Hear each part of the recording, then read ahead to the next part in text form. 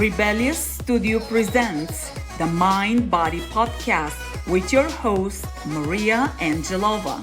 Hi, Rebels. Welcome to your Mind Body Podcast, your rebellious podcast with me, your host, Maria, where it is all about a strong body, calm mind, healing, and fully living. It is my pleasure today to welcome with us my brother, Christo Angelov. Hi, Christo. How are you doing? Hi, I'm doing well. How are you? I'm great. Thanks so much for being here with me. I appreciate you taking the time. Thank you for having me. Absolutely. All right, Christo, let's start with my first question. And that is 3 words that describe you and a couple of sentences or a little story behind each of them. So I would say calm, relaxed, and focused. There is a common thread there. Yes. And I would say that is one thing that we probably have of a big difference between a brother and sister, the calm and relaxed part versus the rebellious and go, go, go part. Yeah, I would say so. I just find that personally, calm mind is one that's focused, and the calmness and relaxation part help a lot in terms of getting stuff done. At least for me. Yes. So obviously you're my brother, but there is a much bigger reason for why you're here and a guest on this show. And I would love for you to talk about, so you kind of followed a similar path as me. You were in corporate for a long time. You made the transition into an entrepreneurship. You're a very successful entrepreneur. But aside from that, you have made a huge personal transformation journey in terms of your lifestyle. I And have. I would love to tell our listeners a little bit more about that. Yeah, absolutely. So when I was previously working in consulting and corporate, I would say my lifestyle was not on the healthy side. So I carried around quite a bit of excess weight. And although I've always been active in terms of what I do, I have not always been consistently active, which has previously led to a lot of weight fluctuations and just overall energy and I would say emotional and mental stability. So I find that focusing on those aspects, starting with a healthy body, really cascades down into all other aspects of um, how the body functions, how the mind functions, and how the overall organism functions. And I do have to say, there is one pillar that you're so good with, and that is a work in progress for me, and that is the pillar of healthy eating and cooking and preparing healthy meals. And I always joke that my brother got the cooking gene, and I, for some reason, missed that gene. Tell us a little bit about because you were not always a cook and a chef. Yeah, I've always enjoyed cooking. I have not necessarily always focused on the healthy aspect of it. And I think as through my personal experience became more in tune with my body and became more focused on exercise, it's for me at least a natural progression to look at what fuels your body and what best serves your body. And I find that nothing's 100%, but focusing on eating mostly healthy, um, I still occasionally have sugar and I'll have dessert, but most of what I eat tends to be um, on the cleaner side. So healthy proteins, greens, whole grains, and things that really, when you eat them, you feel energized. And I find that that's a really good way for everyone to be able to figure out what works best for their body, right? Everybody's slightly different. Everybody processes food slightly different. But I always find that the best gauge is when you eat something, how do you feel? Do you feel energized and do you feel focused and ready to go? Or do you feel lethargic and feel like you need a nap. Yes. And you brought up two great points. And the first one is moderation, because, that's a big one for me, because especially when it gets to sugary stuff, I love my ice cream and I love my cakes and stuff like that. And I wish there was a healthy diet that included all of that every day, but unfortunately there is not. And something that I try to do is, I know I'll never be that girl that never has ice cream. So I try to have it on the weekends only, for example, and that's something that works for me. And talk about a little bit about the importance of moderation versus taking stuff away from you. I will never ever have X, whatever X is. Yeah. So a friend of mine has a really good quote, which is everything in moderation, including moderation. I like that. Um, so we're human. If we like things, it's good to be able to enjoy them and not feel guilty. I find that feeling guilty about anything is really not a good motivator to change our course of action. But it's looking at the feedback, right? Listening to your body, and being attuned to how does this make me feel? Is having a a scoop of ice cream versus having a pint of ice cream, how does that make you feel? Yeah. um, and the energy crash and the subsequent if you overeat, it doesn't matter what you overeat, you tend to get lethargic. So everything in our life is a tuning exercise, right? It's always, things are changing. So just being attuned and paying attention to how your body reacts and what works for you and what doesn't. That's sort of the approach that I try to take. And And being honest when something doesn't, right? Because sometimes we we want to pretend it sits well with you because it tasted so good. and it's a work in progress, and it's okay, right? Nobody's perfect. Yeah, well, I am really glad you brought the self-awareness piece, because I, for example, leverage movement to teach people. So what did you do yesterday that you're not moving as well today? And it could be you didn't get a good night's sleep. It could be you didn't hydrate well the prior day, right? Or you ate a food that's not sitting up with you. And what we're seeing is that actually does reflect into how your body is moving with what I do. So creating that self-awareness of, is that serving your body well, or is it not serving you well? And then making a choice based on knowing, okay, I'm going to have that scoop of ice cream or that pint of ice cream, fully being aware that tomorrow I'm going to feel like crap, or that I'm going to crash after that, right?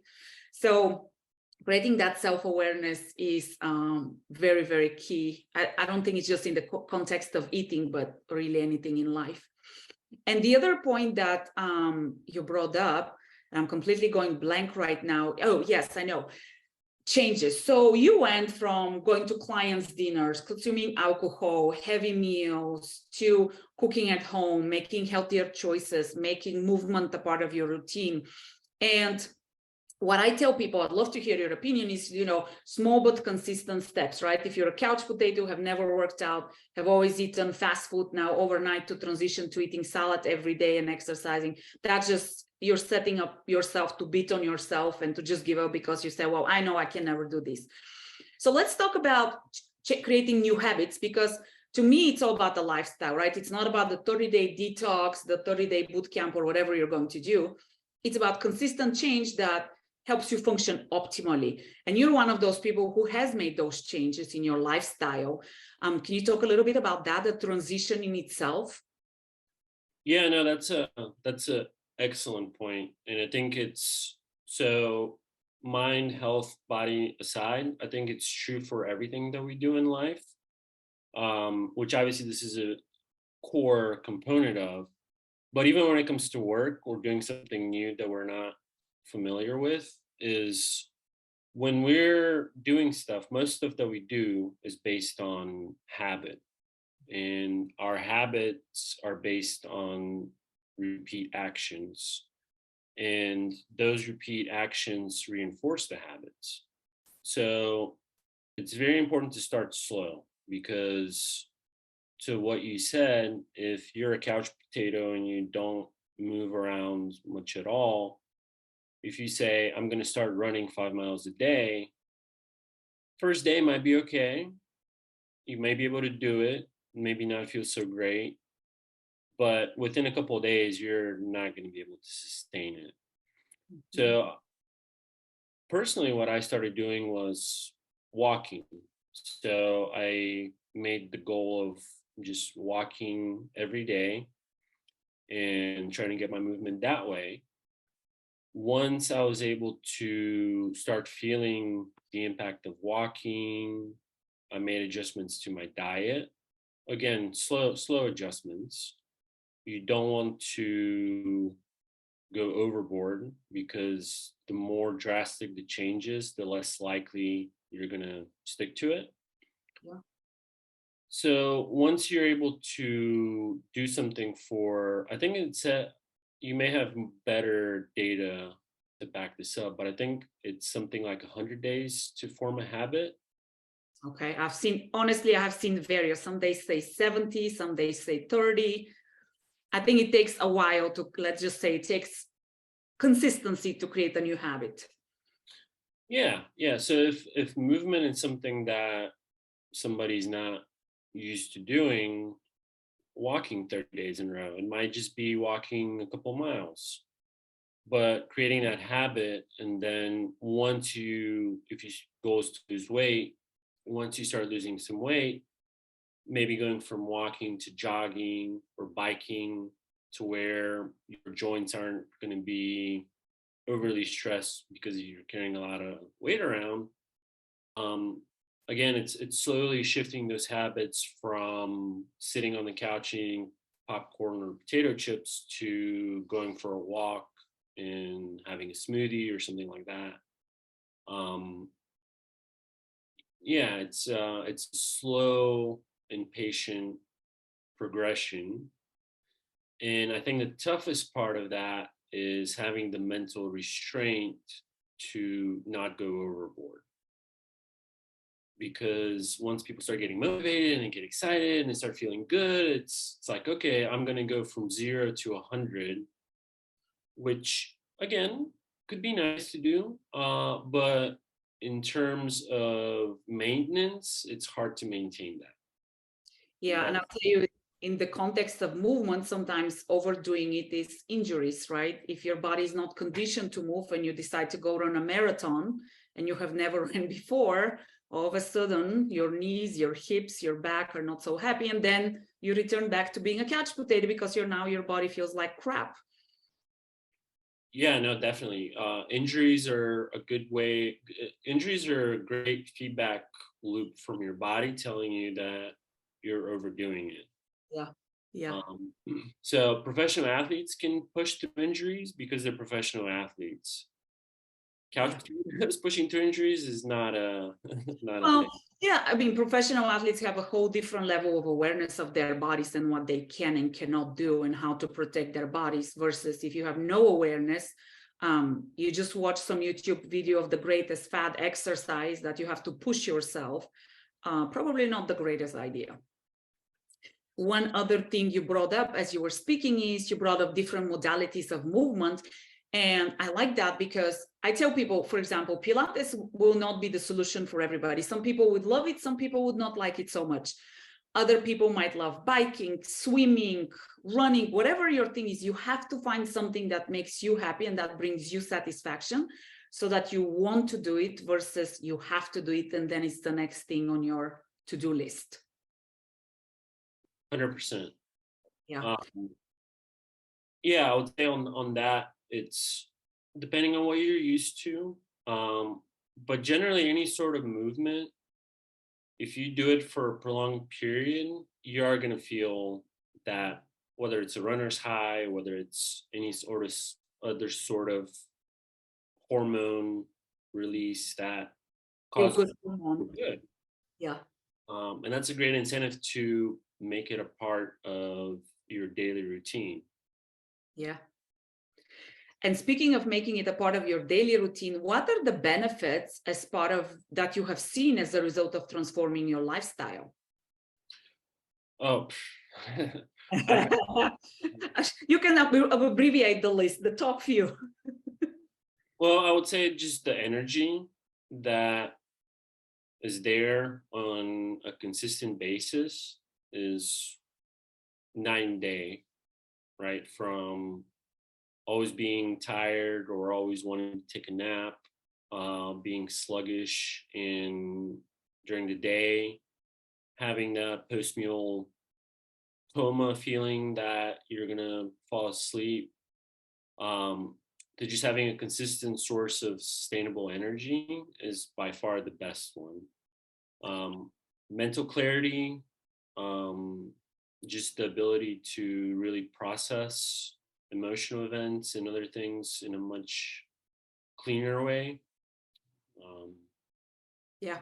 And how are all of these things helping you as your entrepreneur? I mean, that's obviously different in itself. yeah, I mean, I think having a constant source of energy and clarity, it'll, whether you're an entrepreneur, whether you're working corporate, whether you're homemaker, whatever it is that you do, the more energy you have and the more clarity that you have in your actions, the better you function and the better your interaction with those around you is. So it's really applicable to, I would say, anything. Okay. And another piece you brushed on it earlier as you were speaking is the mindset piece. So with your transformation, personal and professional, I would say that has been a pretty significant shift in mindset. Would you agree with that? Yes, definitely. And I would say meditation is a great vehicle for that.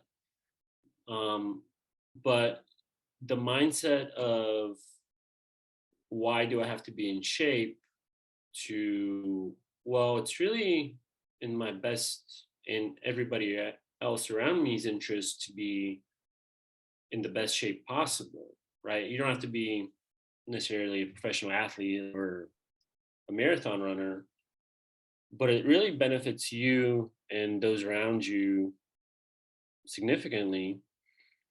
And it's not, there's no end goal, right? You're not, you may have a target weight or you may have something like a race time that you want to run, but thinking about these things is a part of your ongoing life and figuring out how do you incorporate them daily versus saying, oh, well, I'm going to lose 10 pounds and I'm going to go splurge and eat whatever I want, or I'm going to take a day to be a couch potato. And that's not to say that some days you don't need more rest or you don't need to just relax and let your body recover. Mhm. But the mindset of, oh, well, okay, I reached my goal. Now I can just go back to my previous lifestyle. Um, Well, and that's where the difference to me is of a lifestyle versus a short-term goal. And I think with our desire as a society for instant gratification, um, we lose on the benefits of the long-term implication. And also, I'm in the fitness world, right? So exercise is not just a way to lose weight. Exercise has so many more implications for your well-being, physical, mental, emotional well-being, than just being a particular size or being a particular number of pounds. And I think we forget about that. And again, we talked about this before. There is that rush. I'll do 30 days of great exercise every day for 2 hours. And then by the end, your body is beaten up and you're like, oh my gosh, that everything hurts. That doesn't really feel good. I don't want to ever do this again another day in my life. Well, if your experience is such, there is no way you would want to have a lifestyle of that. It's not enjoyable. It's miserable. Your body hurts. Why would you want to do that?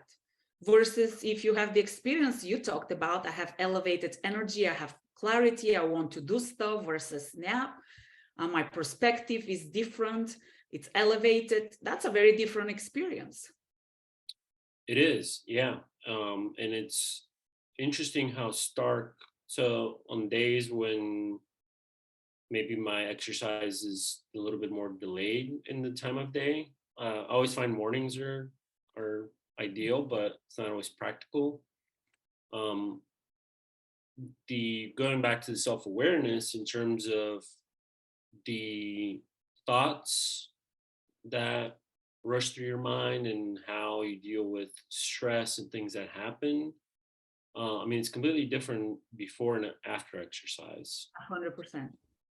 And I will tell you, today I actually did a short live on exactly that same topic, because I had my hour for exercise and I thought to myself, oh, I have so much to do. Maybe I should just skip it and focus on the work.